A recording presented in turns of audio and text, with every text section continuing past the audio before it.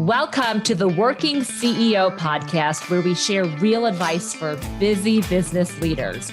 No business school BS, no sugarcoating, just straight talk about how to get work done. Today's guest on the Working CEO is a self-described telecom bum turned investor. He is a serial entrepreneur who has co-founded several companies in the telecom and communications industry and built them from the ground up. He currently works as an executive at a technology distributor, and I love that his LinkedIn says he is naturally curious and brings positive energy into every interaction, because good energy is what we love to have here on the Working CEO podcast. Welcome all, back at it for episode 10.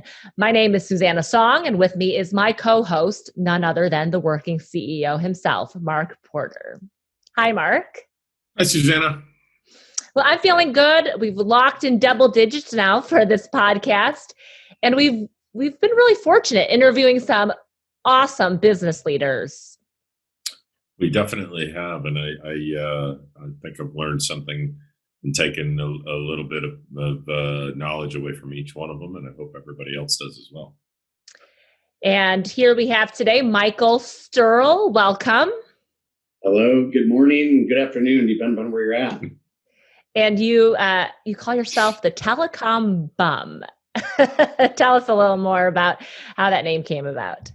The Telecom bum. Well, my initial 2002-2003 initiative was to be a ski bum, and I slowly got consumed into telecom right about that time. So I took what I thought I was going to go do for a couple of years and combined it with what I eventually ended up falling into, and that's telecom as an industry, and just kind of looked at it as a differentiator, back when we had Facebook and Twitter in early stages, and it just kind of stuck since then. Michael, how early in your life did you get started as an entrepreneur? When you look back, when do you think you decided that you wanted to kind of take that journey? I think it was early on. I was fortunate. My mother had a company that converted PowerPoint to slides for doctors, so that they could put them into different projectors and use them for speeches, etc. So that was kind of my life into understanding it. Well, you're gonna have to stop and explain that for people, because anybody under, I think, 40 probably has no idea what you're talking about. Like actual slides in the slide projector.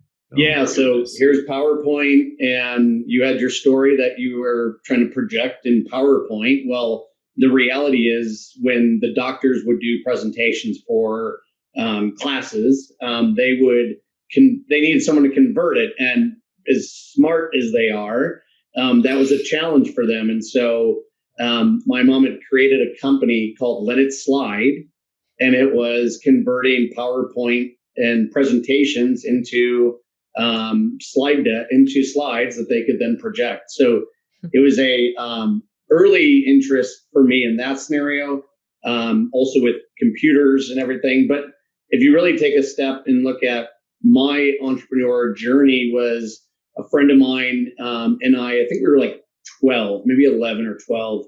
And we had created a bunch of flyers, and we were going to run around the neighborhood and cut grass.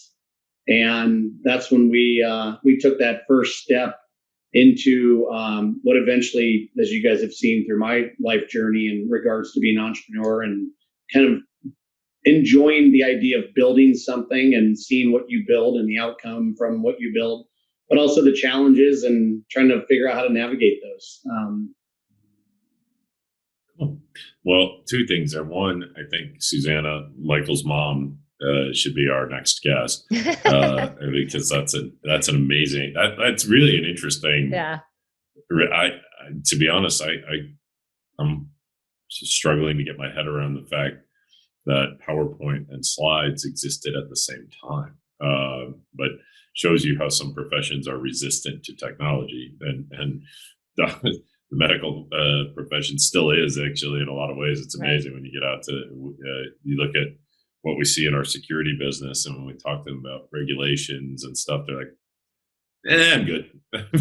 And Yahoo email is really not actually a secure way to send your patient's medical information. But okay, so that's one thing. Number two, I think so. We share in common. Actually, I think I had about 17 lawns when I was 10 or 11 years old, and the logistics of managing that with nothing more than a bicycle and a single lawnmower got to be overwhelming at times. So you do. In fact, that might have been one of the more complicated scenarios I had, because I do recall towing that mower on a rope off the back of my bike, riding my bike and towing the mower behind. So, and a few accidents along the way. Well, Mark, and then you have, we'll call it market, issues where it rains. Yeah. And it pushes your whole schedule a day or two out, and things like your friends want to do stuff, or you have a baseball game and you don't want to go mow lawns before the game, and I'll get to it next week. But I wasn't maybe the most responsible 10 or 11-year-old when it came to how I didn't realize in the Chicago metropolitan area back in that day that there was the lawn, and how you took care of your lawn was sort of a statusy thing, right? It still is. Yeah, I think it probably is. I do my own. I do my own yard, which is rather small. I've got 2 teenagers, and I can't get either one of them to do it at the new house. I think, it's gone green now, and I did get my son to finally do it once. Except when I came home, I looked and I saw roller marks on the lawn. So the track marks, but it was the same height as when I left, except in a few spots. And I said, "Did you really roll over the lawn without actually cutting it?" And he said, "Well, now that you mention it," he said, "I might have forgotten to press that button in the middle a couple of times, and it didn't." He didn't realize that just because it was moving, like with a gas mower, when it's on, and you pull the thing and it goes. With the electric mower, like, it'll still do all the functions, but the blades don't turn unless you hit the button in the middle. Now you can tell by the sound and the resistance when it's actually cutting. But I said, "Good for you. Now you can go redo it all again." So great waste of time. But, well, Mark, that's a famous work saying, and you know this, like, activity doesn't mean productivity. That's that, you know what,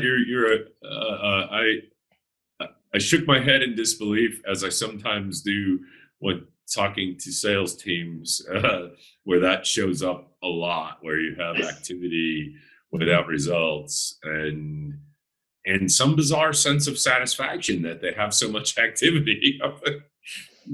But that's not really how life works. So it's certainly not in sales. And I was just having that conversation on with one of our global teams on it was an interesting thing about concept of annual raises, just because you survived another year, versus a guy who had presented he was interested in a raise and had done this amazing presentation about this amazing stuff he had done for a customer, none of which were we paid for, which blew my mind. That was a whole other issue. Mm-hmm. But he's moving from the team he's on into our cybersecurity team to work on our advanced SOAR capabilities, because here was this guy hired for a relatively modest role in the organization as a remote support guy, who apparently has unbelievable systems integration capabilities and scripting skills that he learned all on his own.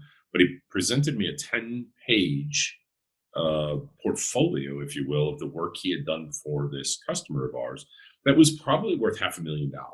I mean, wow. When you lay it all out, he basically had taken the system they had purchased, built this elaborate set of integrations, customized it for them, built all the reporting capabilities, process automations, all this stuff.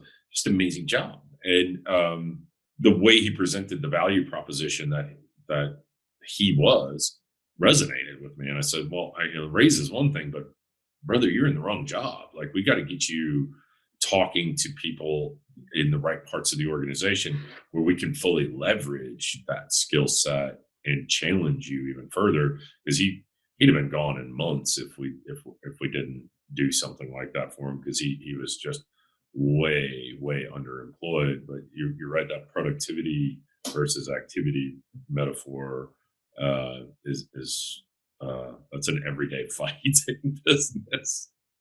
Yeah, it's interesting is use your HR process where we've gone through this path where COVID's caused a lot of angst around this also, where we expect a raise for based off time versus increase in money based off job or role and responsibility. And I think that's a hard thing to, that mind shift is difficult for many because if you look at like the model says X amount of time equals some raise, but that's not a career progression.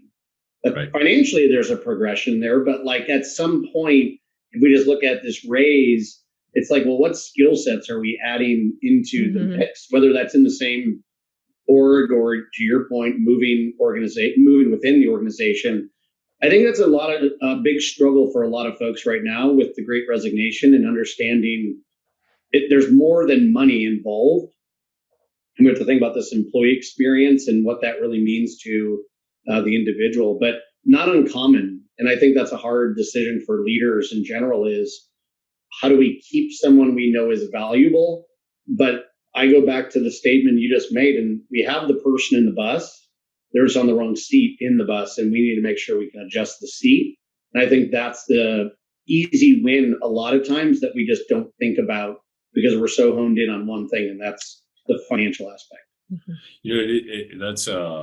That's really where the kind of I hijacked this team call this morning that I was only on it briefly because I had some other conflicts, but when it came up kind of sideways and I brought up they were talking about that gentleman and that he would be transitioning out of that team, and I took it as an opportunity to talk to the other leaders on the team about how important it was to communicate to everyone why this was happening and why such a great thing was happening for him, and that everybody understood it. And I said, to the rest of the team, the message has to be also clear because we're all employees here, myself included. We're a publicly traded company, so I work for the shareholders. And while I may be the largest one of them individually, I still have to produce, and a time will come very, very shortly where I won't be the largest shareholder, and my job security is simply in the production. And the luxury I have in my job is that every month there's a clear-cut scorecard. It's called the P&L. It's called the balance sheet. And as we start looking at performance, I can tell very clearly whether the entirety of the organization is executing, and ultimately that falls on me. That each and every one of them has to be executing, and we're trying to push that down through the system we use in the business that gives teams individual scorecards, but that doesn't really get you to the place helping them understand whether they're succeeding or not. So, Michael, your thoughts on what Mark just shared? In regards to the piece that I take away from this is, I think, like the business strategy, the P&L example is perfect, right? Like we have a strategy, we can align it or associate it to a P&L. I almost think like the caveat or the twist I would have on that answer from Mark's view is we need to get more people to think about a strategy for hiring, for positions, for responsibilities. And I think arming them with the strategy around people or people operations, I think then the output is the P&L in the way I think through that. But I think we have too many individuals or too many layers within organizations that don't have a people strategy. They have a business or what does my group need to do strategy versus how does that include the people? And so that's the only thing I would layer into the way Mark explained it, because the P&L is easy, right? Here's what we're doing. Here's what's working. Here's what's not working. But I think a lot of businesses hire people without the strategy. And it just goes back to the bus design of we get them on the bus. We think it's cool. They're on the bus, but we don't really know where to put them on the bus. And then the only follow-up to that, which I see in a lot of businesses in the consulting side or what I've engaged with historically, is someone quits or we want to replace, call it backfill a position, and we think we should backfill them one-to-one. And if you think about, I mean, the most famous example in this would be Moneyball in the baseball side, where we didn't replace the same person in a position, shortstop, pitcher, outfielder, whatever you want to call it. We actually looked at statistics to determine the type of profile. And I use that because that's the way I always think about, like, who do we need to backfill? Well, do we need to backfill the position with roles and responsibilities? Maybe. And if we do, what is that next level? How do we elevate that person or that role? And I think that, to me, is the other opportunity for a lot of businesses to pause and say, hey, yeah, we need a backfill or we need an employee. How does that align to the strategy? But what skill set do we need? I think that's a miss in many situations that we then could capitalize as an opportunity to get better as an organization. So I think that point about strategy is a general challenge for businesses, whether it's especially in small businesses, because when you look at even the way we manage resources to get work done and the tool sets that we use to get projects built, a lot of other people have tried and failed at some of the things that we've succeeded and scaled. And the difference is those human assets, and that was our human capital that we had to spend, and we had a strategy around how to best do it. Whereas other people started looking at things as a way to do things more cost effectively or cheaply, and that doesn't scale if you don't have a strategic plan around it, which is, I think, frankly, in anything you do, especially if you're dealing with people, if you're not looking at where are they going to be tomorrow, 6 weeks from now, a year from now, 5 years from now, which, by the way, may not be with us, right? But may position them to be with somebody else in a better role. That should ultimately be our goal. Yeah, I mean, I'm a big fan of training, educating, supporting employees, like, with the mindset that you're not going to be here in 1 year, 3 year, 5 year, whatever that period of time you want to add in there, and that you need to treat your current position as, what can I learn that will enable me in the next position? And the next position being somewhere, whether it's in the business or outside the business. I think if we have that mindset, Mark, to your point, it's like, then we're thinking more planning, and maybe it's not a full strategy, but like an individual strategy is something we also need to think about. We put all these financial plans together for our own stuff. And then it's like, but if I go ask friends of mine, what do you want to do in the next year? What do you want to do in 3 years? Like, how long are you going to be in that job? Like, that's silence. That's like, that's over their head half the time. And we're not thinking that way. We're thinking so short term. And I also believe it's so short term because we have a fear of thinking longer term, and like, what does that look like even in the future? And I just think it's a great opportunity for bosses and peers and mentors and coaches and whatever you want to list them as, individuals, to challenge us and think about the two words of, like, so what? So what if you're not here in a year? So what if you learn this new thing? So what if you listen to somebody and they tell you you're not doing something right? Like, those two words can be a great starter for yourself, as well as for how we engage with individuals within the business. That's a really interesting way of looking at it. I'm reminded of a conversation that I had with a friend about a year ago. She's very into the future of work, and she's I believe a chief people officer at a very, very, very large tech company on the West Coast, one of the largest in the world.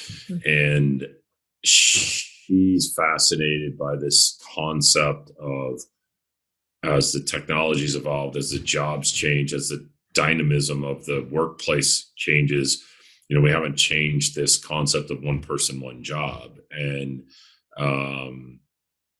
that in reality, it's, by the way, way harder to do than it is to think about, which is this concept of sort of job sharing or having a pool of people. If you had unlimited dollars, you might have 5 people sitting in a pen, and I could pick, Sally for one thing and Joe for, I need Sally for 4 hours today and Joe. So the concept of meshing freelancers into a full-time environment, all those things, it's a pretty interesting concept that is sort of like her holy grail of the workforce. But the reality is that companies are recreating themselves every 2 to 3 years to stay relevant. And if you miss one technology cycle in the tech business, you could be gone. That's how wicked this is. By the time you catch up, a business could be gone if they miss one technology cycle. And people just aren't that comfortable in recreating themselves as quickly as businesses need to, which is creates some very interesting scenarios. Well, and Mark, what's interesting is you see this, to your point, it's the people debt, and then you also have a tech debt, and you have these businesses that can't get out of their own way in either one of those. And what you see in big companies, though, is they don't know how to start. So now they're in the process of like, get ready to get ready. Mm-hmm. And I think that's part of the challenge is like, now you don't know where to begin, when to begin, and ultimately they just continue to fall behind. So it's a fascinating kind of process to watch in regards to your friend's business, like high-end tech company, bleeding edge or leading edge in tech, but yet some of the blocking and tackling, the basics of business, they're just so far behind. And it's an interesting path to kind of watch and figure out how to uncover. So when we talk to everybody, one of the things that we ask every leader who comes on this podcast to grace us with is we all have a lot of experience now, and we look back across that experience, and if there's one thing that you could tell somebody who's thinking about taking this journey or looking at, making the journey into being a CEO, a business leader, an entrepreneur, what would you tell yourself looking back on everything you've learned? What would you tell yourself if you were starting today? Wow, that's the only one. That's I have a handful, I think. I think the number one thing is, and it's kind of a two-pronged approach. In the one thing, it's you don't have to know everything, and it's okay to ask questions. And I put those together as one, only because we generally want to know everything or learn everything. And a lot of times it's okay, many times, and I would say most times, it's okay to ask those around you, even if you are the leader, and educating and training, other employees that we have this mindset of the hierarchy says, if you're a leader, you need to know all. And the reality is I always call it the hamburger effect. We know a bunch of stuff on the top of the bun, and we have people on the bottom of the bun. And if you think about it, nobody wants a hamburger with just one side of the bun. And if we take that idea and we say that we can learn from everybody within the org, and we can come in not afraid to ask questions, and we ultimately create what I would refer to as a psychological sandbox, an area in which we can all share ideas and have questions for each other. I think that's the win for anybody that wants to be a leader. Well, that's extremely valuable advice. When you look at that concept, and it's something I've talked times myself, is nobody knows all the answers, and to think that somebody does, or somebody's better than you, or they've had success because they knew all the answers, that's I think a fallacy. What they generally have is an aptitude for figuring things out. So you mentioned the Great Resignation. I wanted to kind of circle back on that and maybe close on this, because we talked a lot about people and career pathing and stuff today, and managing people is probably, I think one of the greatest challenges as a leader in building a scalable organization. And it gets gets harder with every level and all those things. Seeing some interesting things going on as the dynamics of the market has shifted and business has changed. And I saw an article calling it the Great Boomerang. And our very first guest, Jeff Wald, is an expert on sort of the future of work and temporary workforces and those sorts of things. He said, we'll know in 2 years when we look at the data. Was it really the Great Resignation, or was this sort of the prolonging of some careers based on COVID, giving people an opportunity to work from home, or what? I have some thoughts on that. I'm curious what your thoughts are on what we've seen and where this ultimately ends. Yeah, it's fascinating because I've come from the side that working from home, or really what I would refer to as like work is not a place, work is a network. And that mentality was, it doesn't matter where we are, we should still be able to get our jobs done. Obviously, there's different jobs you have to be button seat specific to that org. But I think it changed the mindset of a lot of business owners and leaders to make them rethink how people can still function in their role. I think that's the biggest takeaway. I think it provided flexibility for a lot of people that were stressed out, whether they were doing a 1 hour or 2 hour commute. It kind of gave them another way to look at life and say, I have this personal life, I have this business life. I got to do the business life, obviously, to pay for the personal life, but it freed up time. And that time was the greatest resource that they were able to take away from the situation. I also think that it provided another way for us to think about work in regards to 9 to 5 is not ideal for everyone.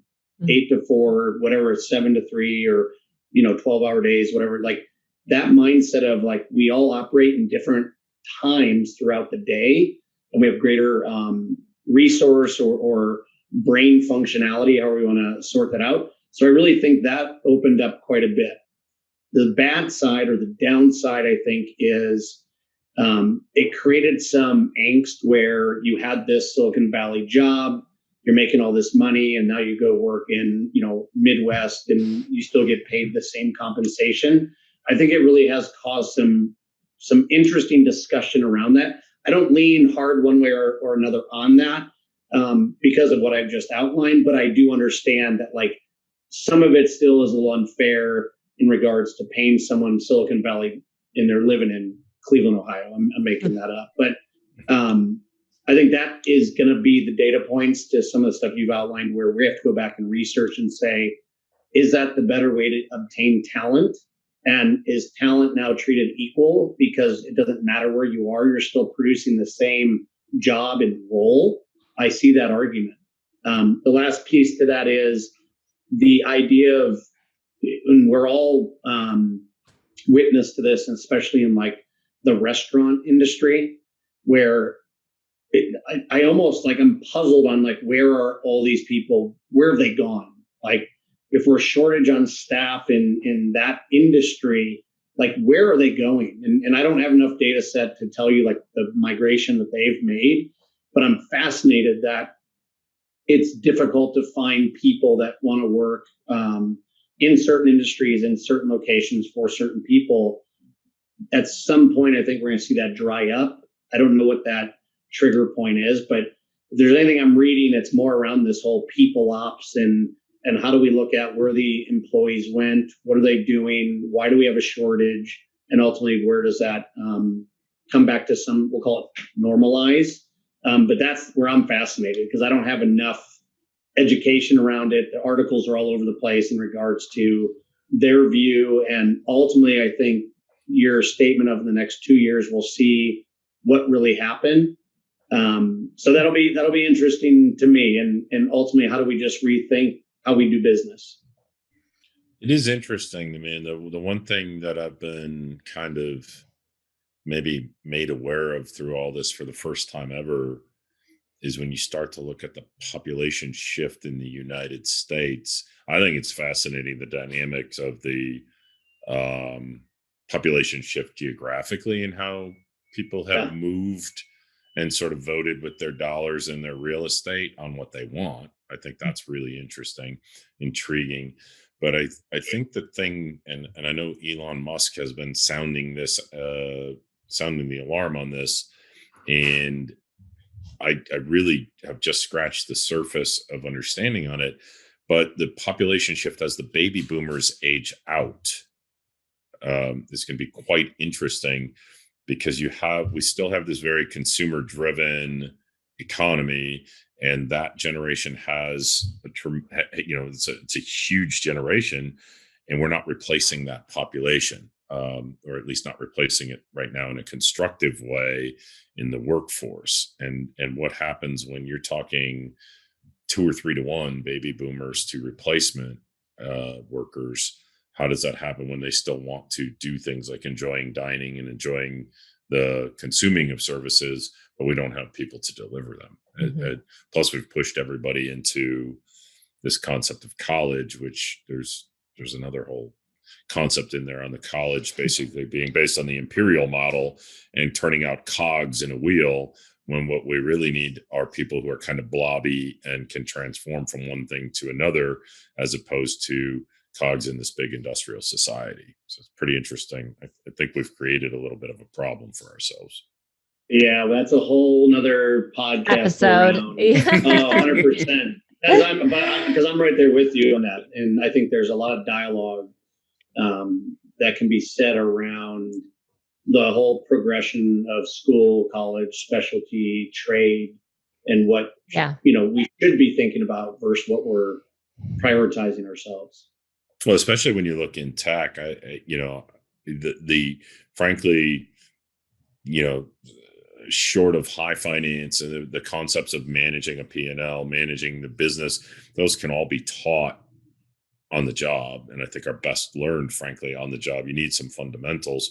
But when you look at tech jobs and you look at the skill sets that drive them, coming out of school with $100,000 in student loans to get into cybersecurity or into writing code, I don't understand it. You could be in a 6-figure job after a couple of years on the job. So, it just doesn't make sense. So, well, Michael, it's been fascinating meeting you. I appreciate your insights, and maybe we'll take you up on the other podcast around some of these other concepts, because that one's near and dear to our heart. So, thank you very much for joining us today. Yeah, I appreciate it, and thanks for the dialogue, and I love the lens at which you guys are seeing things and where we're going as an industry and business. So thanks for letting me participate. Yeah, absolutely. Thank you so much, Michael Sterl, for participating in today's episode. Thank you to our listeners as well for joining us. Even though Mark disappeared halfway through, he will be back 100% for our next episode.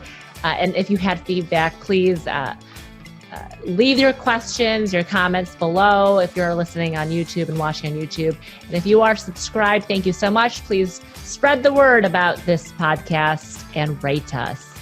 Be sure to join us for our next episode of The Working CEO. Until next time, I'm Susanna Song. And I'm Mark Porter, and next time I'll try to have internet the whole time. And this is The Working CEO. Thank you for listening. Please subscribe so you don't miss the next episode of The Working CEO. Remember, whether your collar is blue or white, roll up your sleeves and let's get real. The Working CEO is made possible by Highwire Networks, a leading global provider of technical, professional, electrical, and managed cybersecurity services, serving businesses in more than 180 countries. To learn more, visit highwirenetworks.com.